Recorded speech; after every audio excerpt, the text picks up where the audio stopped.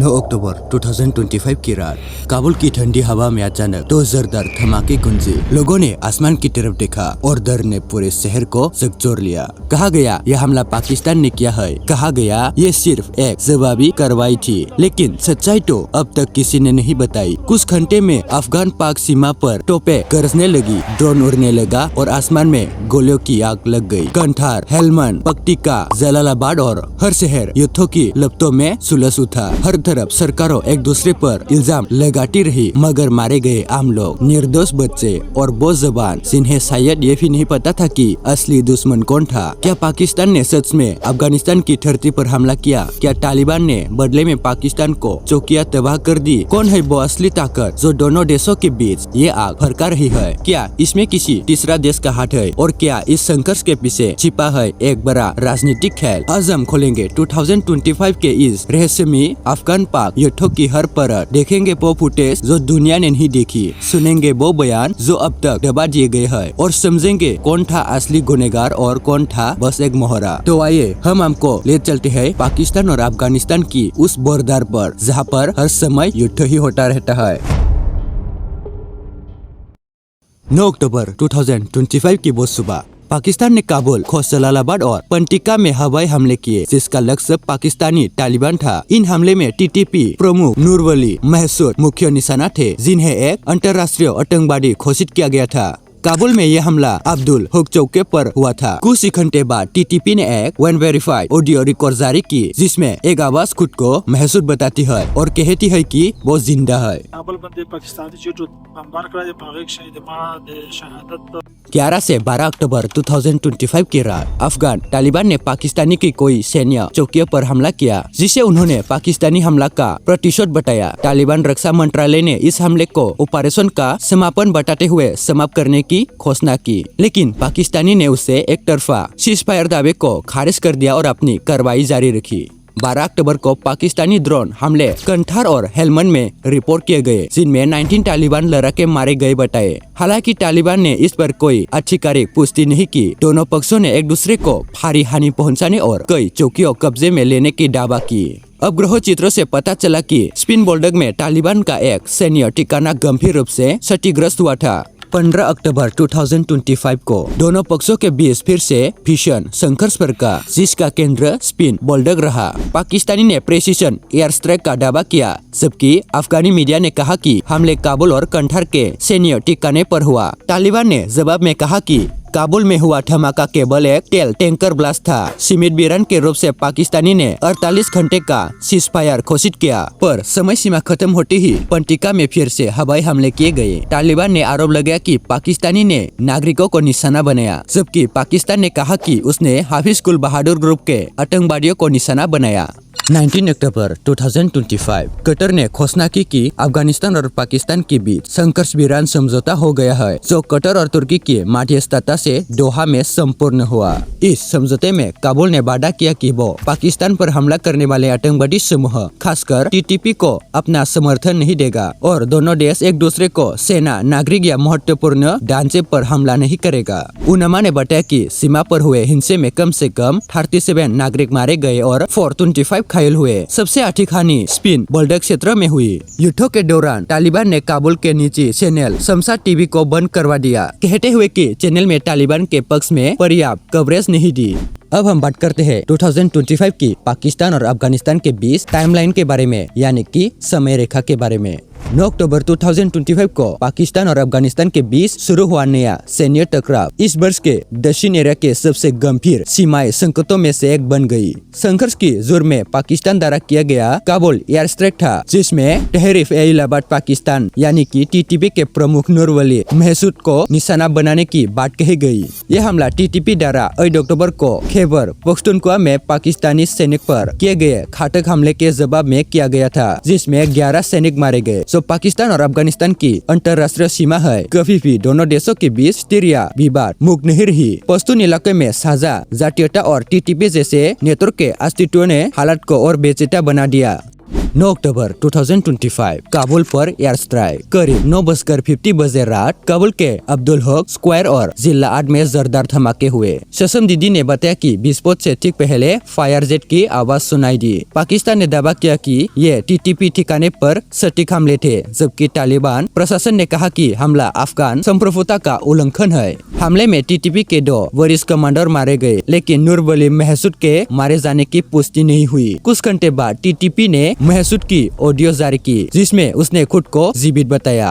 11 अक्टूबर को उसने वीडियो जारी कर दावा दोहराया कि वो बच गया। खोज जलालाबाद और पट्टिका में भी विस्फोट की सूचना मिली। हालांकि तालिबान सरकार ने आधिकारिक तौर पर सिर्फ काबुल और पट्टिका में हवाई हमले की पुष्टि की।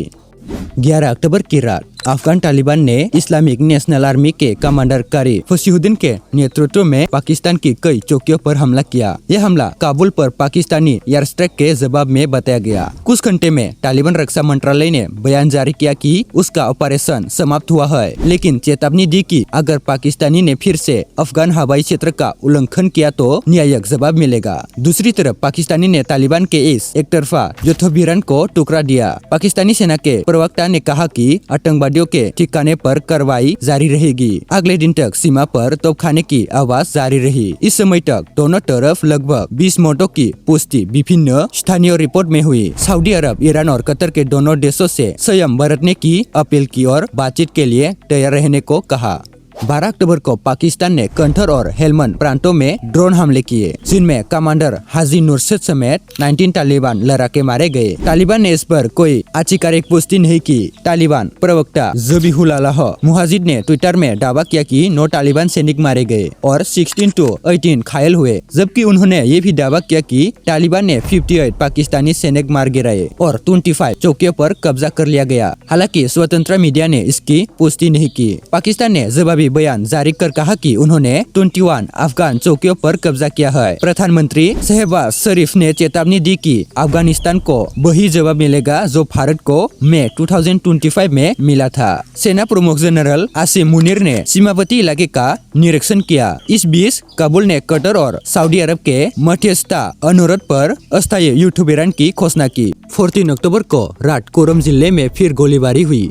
15 अक्टूबर को सुबह स्पिन बल्डक में भारी लड़ाई भड़क गई। यह संघर्ष का सबसे हिंसक दिन साबित हुआ। तालिबान का दावा था कि 12 नागरिक मारे गए और 100 घायल हुए, जबकि स्थानीय अस्पताल के अनुसार 29 लोग मारे गए और 122 घायल हुए, जिनमें 80 महिलाएं और बच्चे थे। पाकिस्तान ने कहा कि उसने 15 से 20 तालिबान लड़ाकों को मारा, जबकि उसके 6 सैनिक और 4 नागरिक मारे गए। कुरम में पाकिस्तान सेना ने कहा कि उसने तालिबान के 8 ठिकाने और 6 टैंक नेस्ट किए और 25 to 30 तालिबान वो टीटीपी लड़ाकों को मार गिराया। उसी दिन पाकिस्तान ने प्रेसिजन एयर स्ट्राइक के नए दौर को शुरुआत की। अफगान सूत्रों ने कहा कि कंठर में 4 और 8 तालिबान ब्रिगेड पर हमले हुए, जिसमें 15 to 20 लड़ाके मारे गए। काबुल में 4 धमाकों से शहर दहल उठा। स्थानीय लोगों ने लुलू टावर और पैकब नस्वर इलाके में इमारतें को हिट होने की बात कही। हालांकि तालिबान ने इन धमाकों को तेल टैंकर फटने की घटना बताया। 16 अक्टूबर 2025 स्पिन बल्डक की स्थानीय स्वास्थ्य रिपोर्ट के अनुसार मरने वाले की संख्या 40 तक पहुंच गई और 171 घायल थे। संयुक्त राष्ट्र की अफगान मिशन उनामा ने बयान जारी कर बताया कि 37 नागरिक मारे गए और 425 घायल हुए, जबकि सबसे अधिक नुकसान पक्तिया, पट्टिका, खोस, कुनार, कंठर और हेलमंद में हुआ।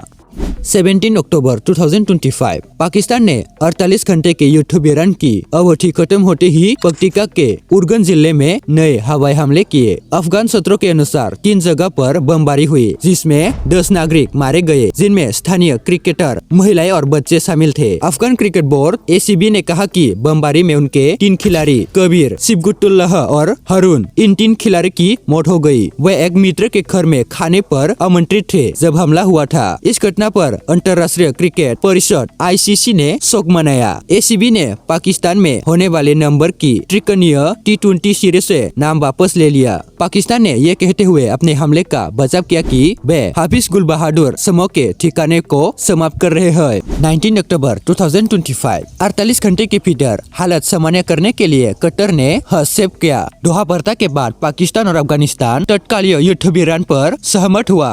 इस समझौते में कतर और तुर्की के मध्यस्थता की भूमिका निभाई। कबूल ने वादा किया कि पाकिस्तान पर हमला करने वाले समूह खासकर टीटीपी की मदद नहीं करेगा। दोनों पक्षों ने यह भी वचन दिया कि वे एक दूसरे के सैनिकों, नागरिकों या महत्वपूर्ण ढांचों को निशाना नहीं बनाएगा। दोनों देशों के विदेश मंत्रियों ने उनामा की उपस्थिति में घोषणा की कि सीमा तनाव को खत्म करने के लिए संवाद जारी रहेगा। अक्टूबर के अंत में इस्तांबुल में फॉलो वार्ता का भी प्रस्ताव रखा गया। संयुक्त राष्ट्र के अनुसार 9 से 17 अक्टूबर के बीच अफगानिस्तान में कुल 37 नागरिक की मौत और 425 नागरिक के घायल होने की पुष्टि हुई। अफगान मीडिया के मुताबिक असैन्य हटाहटी में 90 महिलाएं और बच्चे थे। पाकिस्तान ने लगभग 40 तालिबान और टीटीपी लड़ाकों को मार गिराने की बात की, जबकि अफगान पक्ष ने 58 पाकिस्तानी सैनिकों को मारे जाने का दावा किया। लगभग 12,000 से अधिक नागरिक स्थानीय रूप में विस्थापित हुए और 1,000 से ज्यादा परिवार के कंधर और कुरम से पलायन किया। कतर, सऊदी अरब और तुर्की के तत्काल संयम की अपील की और राहत मिशन की पेशकश की। यह टकराव पाकिस्तान अफगान रिश्ते में 2021 के बाद सबसे खराब दौर साबित हुआ। पहले इस्लामाबाद तालिबान को रणनीतिक गहराई मानता था, लेकिन अब वही तालिबान पाकिस्तान पर टीटीपी को शरण देने का आरोप झेल रहा है। दोस्तों, ये जो वीडियो है पाकिस्तान और अफगानिस्तान का, इसकी फुल जानकारी मैंने विकिपीडिया से लिया है। अगर आपको पढ़ना है, मतलब कि बहुत सी ऐसे और बातें थे जो आपको बताना था, लेकिन मैंने वीडियो लंबा होगा इसीलिए नहीं बताया। जैसे कि कौन सी देश ने क्या रिएक्शन दिया था, और भी बहुत कुछ बातें था जो वीडियो लंबा होगा इसीलिए मैंने नहीं बताया। तो अगर आपको फुल कहानी जानना है, कौन सी देश ने क्या रिएक्शन दिया ये वगैरह है ना, ये सब जानना है, तो मैंने डिस्क्रिप्शन में एक लिंक दिया है, आप जाकर वहाँ पर पढ़ सकते हैं। और अगर आपको बहुत सी सवालों का जवाब जानना है तो मुझे कमेंट कर सकते हो, मैं आपको जवाब दे दूँगा। ओके, तो मिलते हैं नेक्स्ट वीडियो में। एक लाइक सब्सक्राइब कर दो दोस्तों, बहुत सी मेहनत लग गया इस वीडियो को बनाने में। Okay, bye.